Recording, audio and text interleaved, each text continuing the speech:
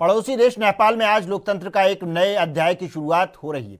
साल 2025 में हुए भीषण जन आंदोलन और राजनीतिक उथल पथल के बाद आज यानी 5 मार्च 2026 से देश में आम चुनाव के लिए मतदान शुरू हो चुका है और सुबह 7 बजे से ही मतदान केंद्रों पर मतदाताओं की लंबी कतारें देखी जा रही हैं, जिनमें युवाओं का उत्साह देखने को ही मिल रहा है। और प्रतिनिधि सभा की कुल 245 सीटों के लिए हो रहे इस चुनाव में करीब 1.9 करोड़ मतदाता अपने मताधिकार का प्रयोग करेंगे और यह चुनाव नेपाल के भविष्य के लिए बेहद निर्णायक माना जा रहा है, क्योंकि यह पिछले साल हुए भ्रष्टाचार विरोधी और जैन जी युवाओं के विरोधी के बाद ये इस बार का मुख्य मुकाबला पारंपरिक राजनीतिक दलों और नई पीढ़ी के नेताओं के बीच है।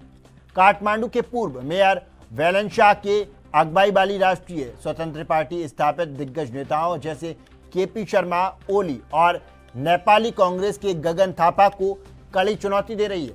निष्पक्ष और शांतिपूर्ण चुनाव संपन्न कराने के लिए पूरे देश में 3 लाख से ज्यादा सुरक्षा पुलिसकर्मी तैनात किए गए हैं और मतदान शाम 5 बजे तक चलेगा, जिसके बाद आज रात में मतगणना शुरू होने की उम्मीद है। I have casted my vote based on fulfilling my duties and responsibilities as one of the responsible citizens of Nepal.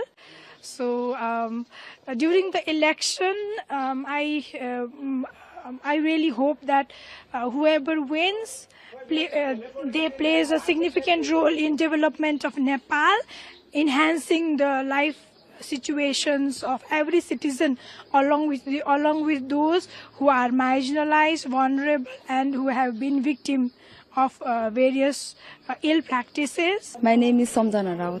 You have casted your vote here. What were the key issues for you in this election? We just expect that good candidate must be win, and we support our young generation. That's it. Yeah. What were the issues for you? Unemployment, corruption, or anything else? The main issue today is our Nepal is facing is our government political instability. That's the main issue, and we want political stability over here. Okay. And corruption is also very much big issue over here. I think it will be also managed by this new party over. So do you think that a stable government